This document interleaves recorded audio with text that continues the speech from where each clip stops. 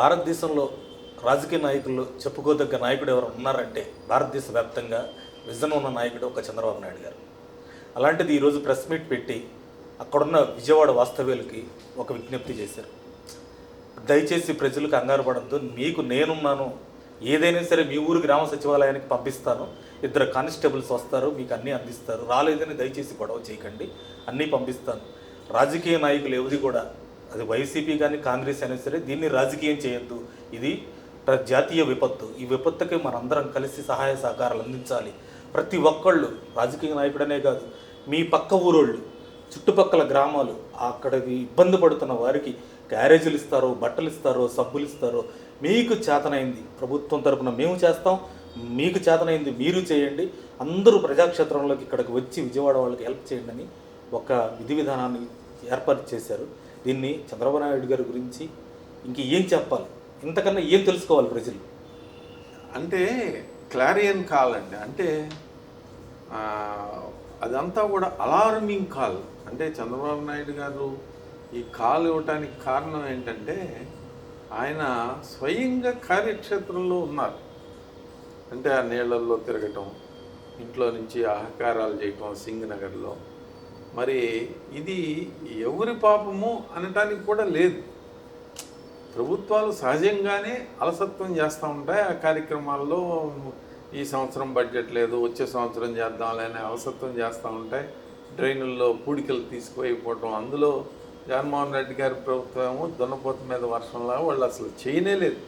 ఎందుకనంటే ఆల్రెడీ బుడమేరుని క్లీనప్కి గత ప్రభుత్వమే మంచి బడ్జెట్ ఇచ్చింది.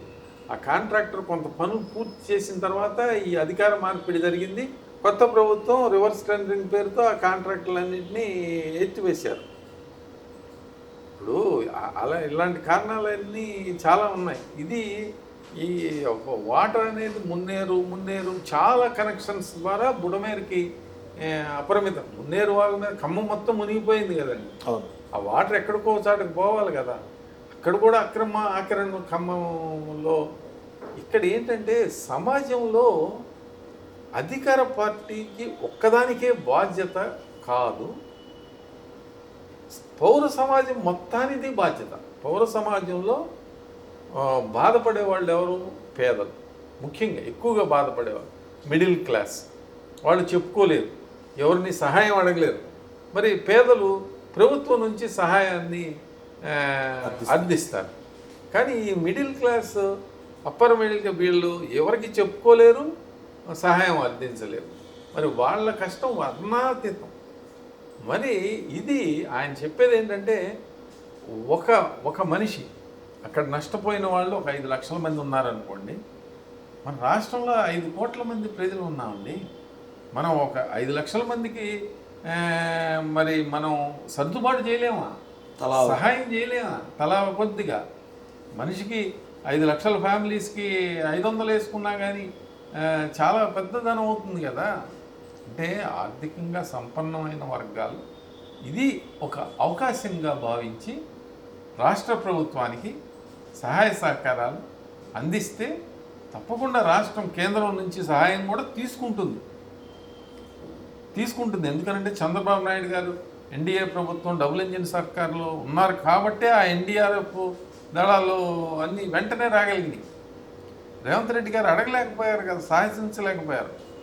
ఎన్డీఆర్ఎఫ్ మరి బాధ్యత కలిగిన బీజేపీ మంత్రులు ఇక్కడ ఉన్నా కూడా వాళ్ళు కూడా చొరవ తీసుకోవాలి. ఆ అవకాశం మరి ఖమ్మం ఏంటంటే అది ఒక డిఫరెంట్ లొకేషను, అక్కడ మనకి ఉపయోగం ఏం లేదు అనుకున్నారో ఏమో, ఎవరో పట్టించుకోలేదు, బారాసా పట్టించుకోలేదు, భాజపా పట్టించుకోలేదు అక్కడ. మరి అలాంటి విపత్తుల నుంచి రక్షణ పొందాలి అని అంటే కేంద్రం కూడా సహకారం ఇవ్వాలి. ఆయన కూడా అమిత్ షా గారు ఫోన్ చేశారు రేవంత్ రెడ్డి గారికి. మరి అమిత్ షా గారికి చంద్రబాబు నాయుడు గారు చేయగానే వెంటనే కూడా ఆయన రెస్పాండ్ అని చెప్పి ఆ సెక్రటరీల కాళ్ళకి చెప్పడం, అవి వెంటనే రావటం, ఇలాంటి కార్యక్రమాలు జరిగినాయి. ఇటువంటప్పుడు ఏంటంటే సమాజంలో ఇదివరకు మనం వినేవాళ్ళం, ఆర్ఎస్ఎస్ ముందుకు దూకింది, వాళ్ళందరికీ చాలా సహాయం చేసింది. కానీ రామకృష్ణ మిషన్ వాళ్ళు ఎక్కడ చూసినా మీకు మా చిన్నతనంలో రామకృష్ణ మిషన్ వాళ్ళు వచ్చి సహాయం చేశారు అని. ఇప్పుడు ఏంటంటే ఆ రామకృష్ణ మిషనే కాకుండా 1000 కోట్లు పైగా ఆస్తులు ఉన్న స్వామీజీలు అనేక మంది ఉన్నారండి. తెలుగు రాష్ట్రాల్లోనే ఉన్నారు. ఇప్పుడు శారదాపేట 2 ఎకరానికి 2 రూపాయలు అంత చాలా తక్కువకి 2 ఎకరాలు తెలంగాణలో ఇచ్చారు, ఆంధ్రప్రదేశ్లో ఇచ్చారు ప్రభుత్వాలు. మరి ఇప్పుడు సహాయం చేయాల్సిన చాతుర్మాసంలో దీక్ష మీరు తీసుకోండి. చిరంజీవి గారు ఆయన కూడా చేయొచ్చు, చాలా చిరంజీవి గారు కూడా చాలా చేయొచ్చు ఆధ్యాత్మిక బోధలు. ఇదంతా మానవ సేవే, మాధవ సేవ కదా. ఇప్పుడు మానవ సేవ మాధవ సేవ.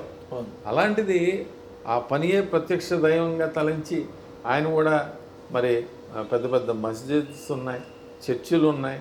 మరి వాళ్ళు కూడా సమాజ సేవలో ముందుకు రావాలి. ఇప్పుడు నిన్న మనం ఒక కాల్ ఇచ్చాం, స్వామీజీలు మీరు ఎక్కడ అని చెప్పి.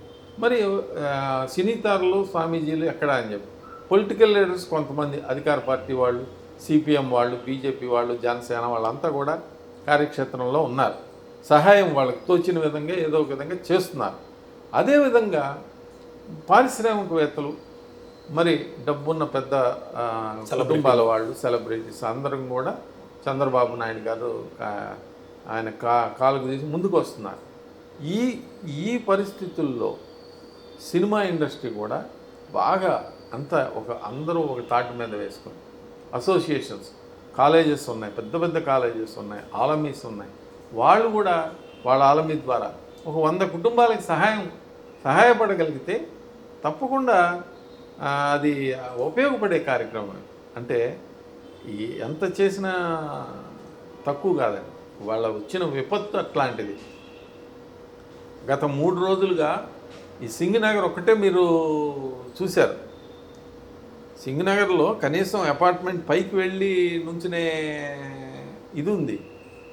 మరి లంక గ్రామాల్లో పూర్తిగా ఇళ్ళన్నీ మునిగిపోయాయి. పెసర్ లంక, కిష్కిందపాలెం, జోవలపాలెం, చింతమోటు, రాఘవరాయల లంక, అన్నారపు లంక, మరి వేమూరి దగ్గర, కొల్లూరు దగ్గర ఉన్న లంకలన్నీ కూడా అన్నీ మునిగిపోయినాయి. లెఫ్ట్ బ్యాంకు, రైట్ బ్యాంకు లంకలు, మరి రాఘవగారి అటువైపు కూడా లంకలు ఉన్నాయి. చింతలంక, నాగాల. మరి అక్కడ ఇంకా అసలు ప్రభుత్వం దృష్టి పెట్టలే. పంటలు ఎట్లాగో పోయినాయి. మనుషులకు కనీసం తిండి కూడా లేకుండా కట్టుబట్టలతో నిలబడిపోయిన కుటుంబాలు ఉన్నాయి.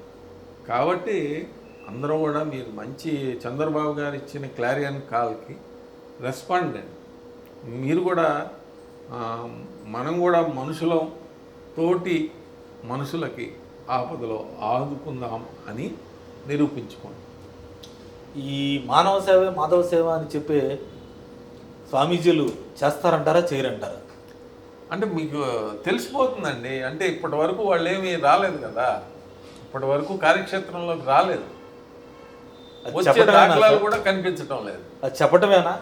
మీటింగులు పెట్టి అదే మానవ సేవ మాత్రం చెప్పటమేనా? ఇటు చేయరా? వాళ్ళు రావాలి. వాళ్ళు కూడా ప్రజాక్షేత్రంలో ప్రజలు ఆపదలో ఉన్నప్పుడు ఆదుకోవాల్సిన బాధ్యత అది వాళ్ళు భగవత్కార్యంగా చేపట్టాలి. వాళ్ళ కర్మ ఫలాన్ని ఎవరూ కాపాడలేరు అని అంటే కర్మఫలాన్ని ఎవ్వరూ కాపాడలేరు. నిజమే, కర్మఫలాన్ని ఎవరైనా అనుభవించి తీరాల్సిందే. కానీ మీరు కూడా మీ బాధ్యతల నుంచి తప్పించుకోవడానికి కర్మఫలం అనే పదాన్ని వాడకూడదు. మీకు కూడా కర్మఫలం. ఎంతోమంది స్వామీజీ ఎలా చరిత్రలో కలిసిపోయారు అనేది మనం కూడా చూస్తూనే ఉన్నాం. తప్పకుండా మీరు ఒక స్వామీజీగా ప్రజలకు చేరువవ్వాలి అని అంటే ఇదే మంచి సదవకాశం. మీరు కూడా చంద్రబాబు గారి పిలుపుని తీసుకుని మీరు కూడా ప్రజాక్షేత్రంలో, కార్యక్షేత్రంలో ప్రజలకు అండగా నిలబడవచ్చు. మరిన్ని అప్డేట్స్ కోసం మా కాయ్ టీవీని సబ్స్క్రైబ్ చేసుకోండి.